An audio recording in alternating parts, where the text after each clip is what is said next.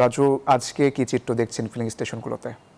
ধন্যবাদ অঙ্কুর। আপনি আসলে জানেন যে তেল সংকট কেটে না উঠতেই এখন আবার নতুন করে মাথাচাড়া দিয়েছে গ্যাসের সংকট।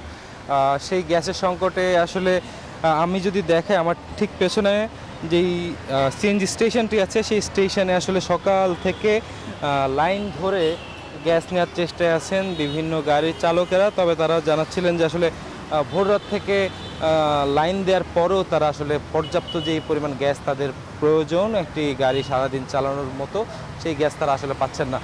অন্যদিকে পাম্প কর্তৃপক্ষের সাথে কথা বলেছিলাম, তারা আমাদেরকে যেটি জানালেন যে আসলে মেইন লাইনে চাপ কম থাকায়, গ্যাসের চাপ কম থাকায় আসলে তারা সেই পর্যাপ্ত পরিমাণ গ্যাস তারা দিতে পারছেন না।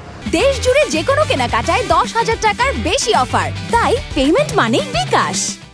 এছাড়া যদি বলি আমি এই মুহূর্তে যে জায়গাটিতে আছি এটি আসলে তেজগাঁ 7 রাস্তার মোড়। এখানে পাশাপাশি 4-5টি ফিলিং স্টেশন রয়েছে যেগুলোতে আসলে গ্যাস সরবরাহ করা হয়, কিন্তু একটি মাত্র পাম্পই আমরা খোলা থাকতে দেখেছি। অন্য পাম্পগুলোতে গিয়ে দেখলাম সেখানে গ্যাস নেই, সাইনবোর্ড ঝুলানো এবং শুধুমাত্র তেল বিক্রি হচ্ছে। আর যেসব জায়গায় গ্যাসের পাম্প আছে সেই লাইনগুলো আসলে বন্ধ।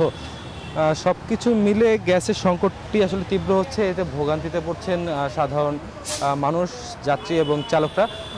এই ভোগান্তির কথাগুলো আমরা জেনেছি, তাদের কথাগুলো আমরা শুনেছি। তাদের দাবি এই সংকটটি যত দ্রুত সম্ভব নিরসন করে তাদেরকে স্বস্তি ফিরিয়ে দেওয়া। অঙ্কুর, আমার কাছে এখন পর্যন্ত এই ছিল সর্বশেষ। রাজু, আপনাকে ধন্যবাদ।